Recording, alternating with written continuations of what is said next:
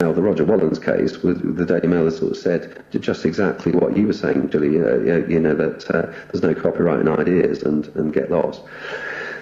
I think it has to be said on a personal level that this is the part of the rocky road of establishing your relationship with customers, and I think such incidents are disappointing. I think whether or not you have time to police or follow them up is obviously an individual matter, because obviously you may well have priorities like earning money getting in the way.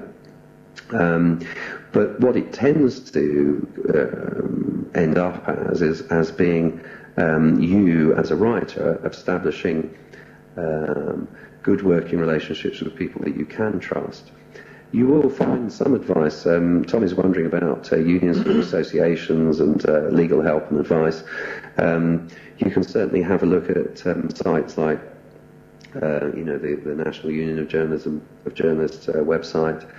You'll find something on the Newspaper Society sort of website, and there are also nowadays via Google some pretty reputable advice sites out there as well, which in terms of especially what freelancers sort of can do.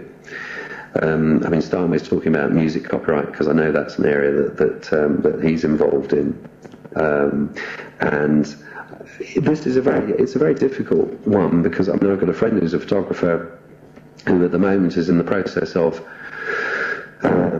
pursuing a sort of very expensive breach of copyright case with a national company that has accessed his photographs on the web and used them to make money by selling a product to a third party.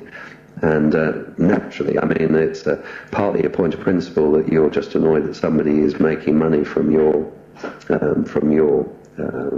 independent individual work, but also on a realistic level, you'd like to be making that money yourself, not passing it on to somebody who's effectively stolen it. So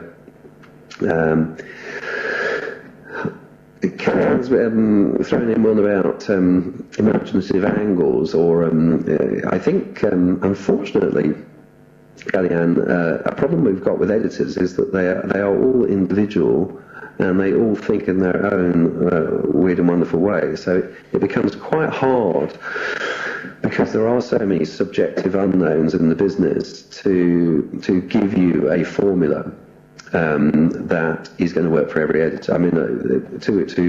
To pick up a point that you haven't asked, sometimes people ask, do they prefer you to write them a letter or drop them an email or pick up the phone?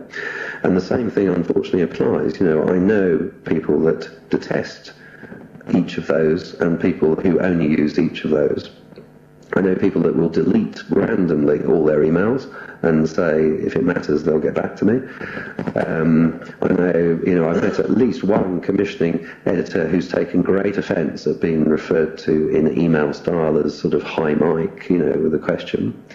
And yet, I know plenty of other editors who would, say that's the norm and perfectly acceptable. There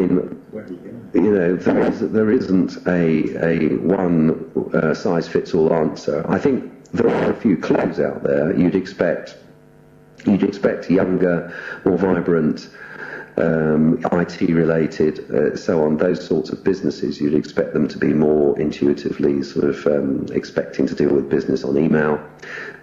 Just make sure you put a meaningful message in the message. For example, there will be one day of the week that the paper's going to press when there is absolutely no point trying to speak to anyone, and the day after is probably a good time to speak to people, and it's trying to find out the rhythm of different publications.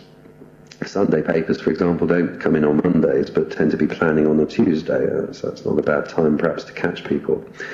Evening papers are busiest first thing in the morning. So I think, and sometimes there will be meetings during the day that where that the person you're trying to contact is going to be fraught and tense and shouted at and not probably in a mood to speak to you about selling something. And the problem we've got is that, of course, in this respect, we are like unwelcome double glazing salesmen, because they can't swear at the readers and they can't swear at their bosses, but but we're selling something, and it's something that they don't necessarily want to buy at that particular time. So, I mean, what I do in answer to sort of Kellyanne's question and Susie, and perhaps I can give you a couple of examples, is of, yes, I think it's worth exploring local publications, is worth looking at, asking to meet, asking to, speak to, depending on what your speciality is. It might be that it's worth speaking to the sports editor or the features editor of your local paper and seeing if they're interested in anything. Just don't have too high expectations. I mean, on the one hand, many local papers do not have big budgets, but on the other hand, they may have occasional outlets on, for reviews and that kind of thing.